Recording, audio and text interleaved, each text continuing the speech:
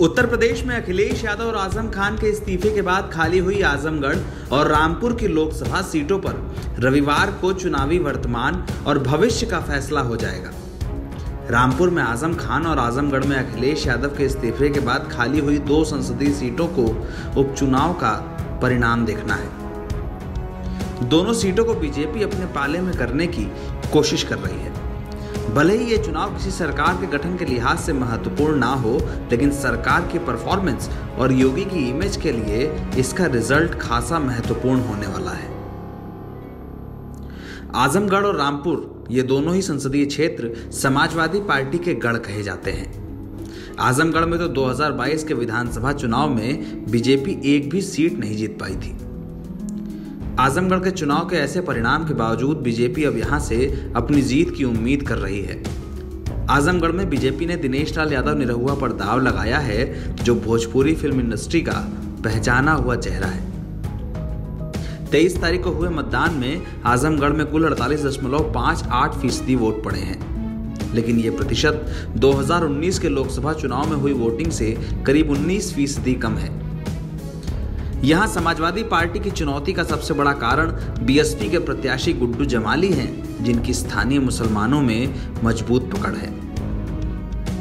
वहीं बीजेपी का कहना है कि यहां पर MY समीकरण काम करेगा, लेकिन MY का मतलब मुस्लिम यादव नहीं, मोदी और योगी है।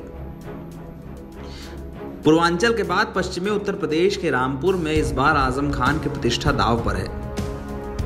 27 महीने बाद जेल से निकले आजम खान ने यहां पर जोरदार प्रचार किया है। उस प्रचार में उनके बेटे अब्दुल्ला आजम भी उनके साथ रहे हैं। रामपुर में 41% के आसपास वोटिंग हुई है, जिसे लेकर आजम खान सबसे अधिक आशान्वित हैं। आजम ने इस चुनाव में अपने करीबी आसिम रजा को सपा का उम्मीदवार बनवाया है, लेकिन यह भी कहा है कि इस चुनाव में पुलिसिया बल के दम पर सरकार ने आम वोटर्स को वोट नहीं डालने दिया। मतदान के दिन इन आरोपों के साथ आजम खान की पुलिस से झड़प तक हो गई। आजम खान के तमाम आरोपों पर पुलिस ने सिर्फ इतना ही कहा कि पुलिस लॉ एंड ऑर्डर को मेंटेन करने के लिए लगाई गई है। आजम के दावेदार के खिलाफ बीजेपी ने आजम के ही पुराने करीबी घनश्याम लोधी को टिकट दिया है। बीजेपी का दावा है कि आजमगढ़ के साथ वो रामपुर की भी सीट बड़े अंतर से जीतेगी। बीजेपी ने इसके पीछे सीएम योगी और पीएम नरेंद्र मोदी की लोकप्रियता को वजह बताया है और कहा है कि दोनों ही इलाके उसके होंगे। रामपुर और आजमगढ़ दोनों ही इलाकों में मुसलमान वोटर्स की एक बड़ी संख्या है। समाजवादी पार्टी इसी कारण यहां पर जीत का दावा कर रही है।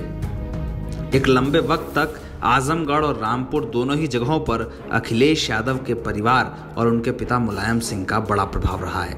वहीं बीजेपी पूरी जीत से संदेश देने की कोशिश कर रही है कि उत्तर प्रदेश के लोग अब भी उसके साथ हैं और 2024 के लोकसभा चुनाव में उत्तर प्रदेश बीजेपी को एक बड़ी जीत देने जा रहा है।